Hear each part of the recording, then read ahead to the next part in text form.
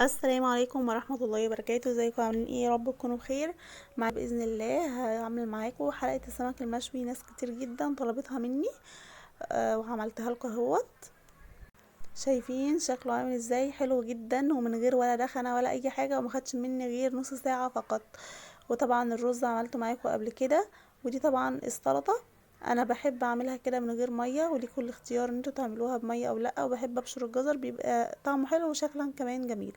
يلا بينا بقى نبدا الفيديو بتاعنا. بس قبل ما نبدا انزلوا اعملوا القناه واعملوا لايك للفيديو، ولو ليكوا اي تعليقات سيبوها تحت في الكومنتات. ويلا بينا نشوف هنعمل ايه. اول حاجه عندنا جزر مبشور، ومعانا طماطم متخرطه شرايح، وفلفل شرايح، وكمان معانا بصل شرايح. الكميات على حسب اللي انتوا هتعملوه. تمام. دي اول حاجه في الخلطه بتاعه السمك المشوي، هنحطها مع بعض في حاجه كبيره نعرف نقلبها فيها. تمام. انا بس حبيت اقدمها لكم كده عشان تشوفوا ايه المكونات بالظبط. همشي معاكم خطوه خطوه عشان ما تحسوش ان الدنيا صعبه، لا الدنيا سهله جدا، وان شاء الله تعملوه وهيطلع منكم كويس جدا. هنحطهم بقى في الطبق دوت. تمام. وهتعرفوا احنا هنحطهم في الطبق ده ليه. ما ينفعش ان احنا نسيبهم في الصينيه كده، لان احنا هنقلبهم مع بعض.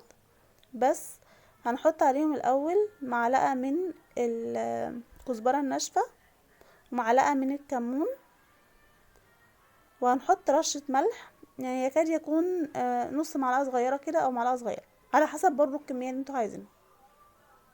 تمام. وهنقلب الكلام ده كله مع بعض. وانا طبعا جريت التقليب لاني لما برفع الكم ايدي بتبان. وهنفضل نقلبهم في بعض كده ونفك البصل من بعضه عشان لما نيجي نحطه يبقى شرايح، ما يبقاش يعني كل قطعه لوحدها كده. تمام. هنجيب بقى راس توم كامله. انا هقول لكم الكميه دي هعملها على قد ايه، وانتوا بقى نصصوا او ربعوا براحتكم. وحطيت قرن فلفل حراق، وهحط من الخلطه ديت شويه مع الثوم والفلفل. تمام. انا حطيت قرن فلفل حراق لان الفلفل التاني ده فلفل رومي. خلاص هقعد اضرب فيها لحد ما تنعم خالص. هبدأ بقى احط حوالي ربع كوباية صغيرة من الخل. تمام. وهحط برضو قدها ربع كوباية صغيرة من الزيت. انا طبعا بحط من ازايز لان ايدي واخده. انا بقول لكم المقادير عشان انتوا تعملوها اللي هيعملوا اول مره، عشان يطلع معاكم مظبوط. وهنحط عصرة 3 ليمونات. تمام. وعايزين نكتر الليمون براحتنا جدا، السمك اصلا بيعشق الليمون والثوم. هنحط 3 ليمونات كبار. تمام. هنعصرهم مع الخلطة دي. وهنحط برضو معلقة من الكمون، وهنحط معلقة من الكزبرة الناشفة او الكزبرة اللي هي العيدان عادي. تمام. وهنحط اخر حاجة معلقة ونص بابريكا. البابريكا بتدي اللون بتاع الخلطة بتاعنا.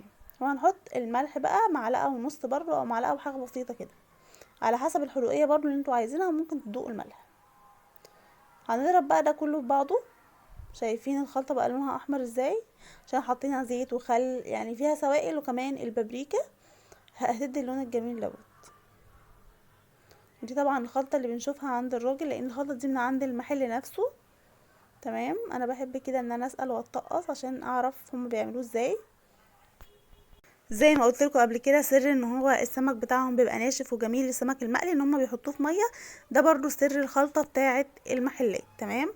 كده خلاص اتضربت كويس. هنبدا بقى نرجع شويه من الخلطه ديت على البصل والطماطم والمكونات دي. تمام. هنرجعهم وهنقلبهم كويس. برضو انا مش جايبه ايدي عشان ما تبانش. طبعا احنا جينا للشتا بقى واللبس الشتوي، فهنقابل صعوبة في موضوع الكم دوت. هنقلبهم برضو بعض كده بحيث ان الخلطة ديت فيها ملح وفيها كل حاجة تتبل البصل والحاجات دي. تمام. واحنا كده كده حاطين رشة ملح. تمام. خلاص كده الخلطة بتاعتنا شبه خلصت، يعني احنا كده جاهزين ان احنا نعمل السمك. السمك بتاعنا النهاردة هو ايه بقى؟ هتشوفوه معايا دلوقتي. هنقلبهم بس كويس مع بعض، وهنركنهم على جنب. تمام. السمك بتاعنا بقى هو ماكريل، هنشرحه. طب يا زمزم الراجل ما بيشرحوش، بس احنا هنشرحه هنا عشان يستوي معانا بسرعة، وعشان كمان يشرب من التتبيلة. بس التشريحة يا دوبك على الحرف، مش هنقسم، مش لدرجة ان هي تقسم السمكية، لا احنا بس عشان ندخل التتبيلة جوه اللحم. تمام. هنشرحه كله كده زي ما انتوا شايفين. طبعا احنا غسلينه كويس ونقعينه في دقيق وليمون ورشة ملح بسيطة عشان ينزل كل الزفارة اللي فيه. الدقيق بيطلع الزفارة من اي حاجة، من الفراخ، من السمك، من اي حاجة. تمام. هنشرحه كله كده زي ما انتوا شايفين كده. خلاص اهو شرحناه كله. دولت مقدار 3 كيلو او 3 كيلو زيادة. هنبدأ بقى نتبل السمك. هنحشي البطن كويس، وكمان هندخل في الفتحات اللي احنا فتحناها. يبقى الكمية دي عشان 3 كيلو. كان عندي عزومة ساعتها، العزومة كلها اتكلفت 100 جنيه، وما شاء الله اكلنا بتاع خمس ايه 7 8 او كمان 9. يعني هتعدوا السمك معايا، كل واحد خد سمكة وكانت كبيرة، وما شاء الله قضى وكفاية كمان. تمام. هنحشيه بقى زي ما انتوا شايفين كده. السمك ده مش غالي، السمك ده ب35، لكن لو هتجيبيه مشوي بتجيبوه ب55. يعني شايفين الفرق قد ايه؟ 20 جنيه. طب وليه؟ احنا نعمله في البيت واحنا ضامنين النظافة وضامنين كل حاجة. خلاص كده التبل كله. وديت البطاريخ ما نرميهاش، بتبقى طعمها حلو جدا، اللي هي بتبقى في السمك واحنا بننضفه. لو جايبينه متنضف هتلاقوه جايلكم من غير البطاريخ، فانتوا نضفوه في البيت. التنظيف بتاعه سهل جدا، يا دوبك بنشيل الراس وبنقصقص الزعانف وبنطلع البطن. ده بقى الصاج اللي انا هعمله عليه، عشان انا قلت لكم دي كميه كبيره، فهعملها على صاج. هدهنه زيت الاول. عايزه اقول لكم ان الصاج ده بعد اما شويت عليه السمك رجع تاني زي ما هو كده نضيف. طبعا بعمله بالباور زي ما قلت لكم قبل كده.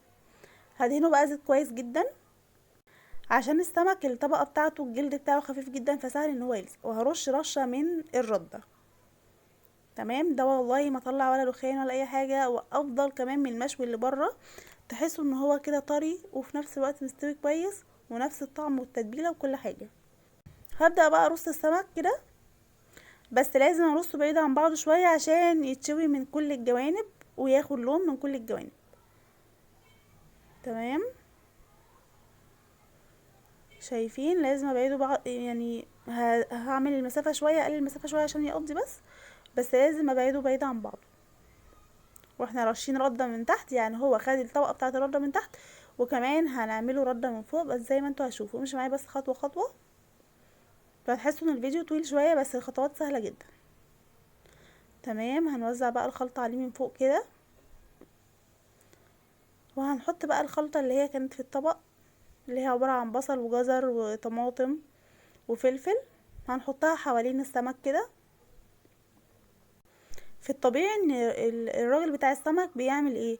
بيسيب السمكة تتشوي الاول، وبعدين بيحط عليها الخلطة دي. بس احنا عشان السمك بتاعنا مش هياخد وقت خالص في الفرن، فهنحطه كله مع بعضه عشان يستوي.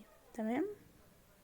عايزه اقول لكم والله طعمه رائع جدا جدا، والناس اللي كانوا معزومين عندي انبهروا بيه قوي. تمام. هنبدأ بقى ان احنا نحط بطارخ برضو. عايزه اقول لكم البطارخ ما ترموهاش، حلوه جدا جدا جدا يعني.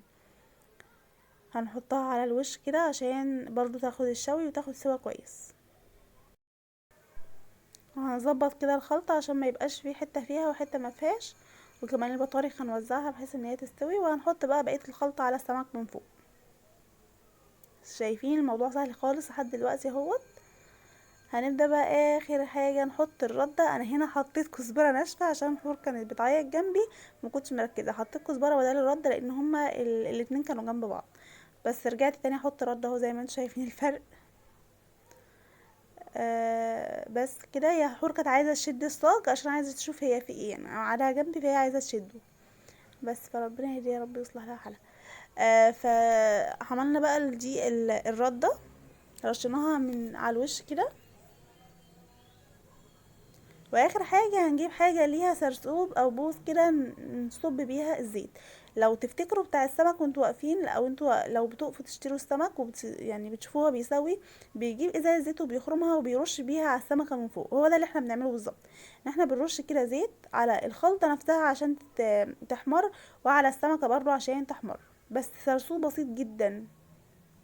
واخر حاجه هنحط القشر بتاع الليمون اللي احنا عصرناه في الخلطه. تمام، بيدي ريحه حلوه اثناء السوا. هندخله بقى الفرن، هوريكم دلوقتي. زي ما انتوا شايفين، لا بعيد ولا قريب، اللي هو في النص بالظبط. وما ينفعش ان احنا نحط عصاج عشان ما يتحرقش، هنحطه في النص. طبعا الفرن بتاعي جميل، بقالي شويه ما غسلتوش.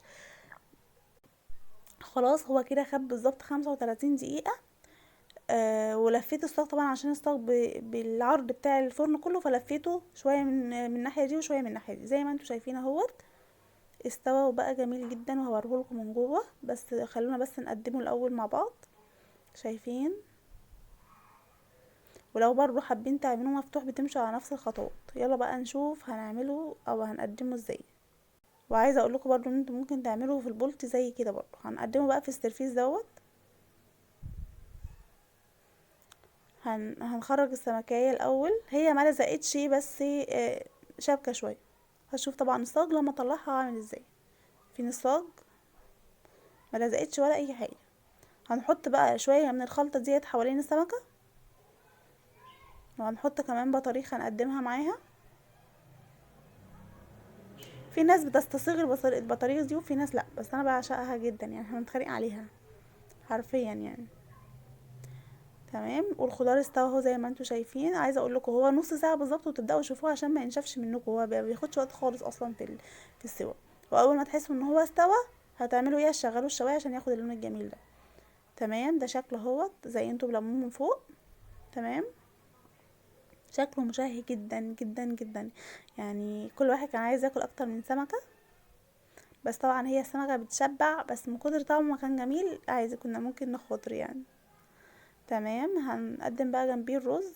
طبعا الرز ده مغمقش مني عشان البصل دوت كان بتاع يعني بشر بصل كده، كنت مصفيه منه الميه عشان حور كان اخر بصل عندي عملته، فما طلعش غامق. بس انا هسيب لكم الوصفه الاصليه في صندوق الوصف. تمام، تعالوا بقى اقول لكم السرفيزات دي جايباها منين.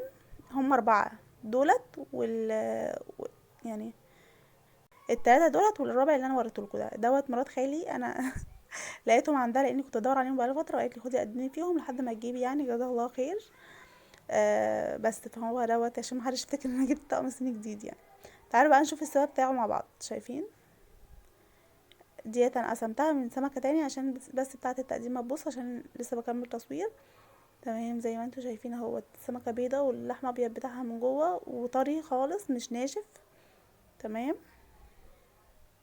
وواخده لون حلو من الجنبين من تحت ومن فوق، ما خدتش وقت معانا خالص.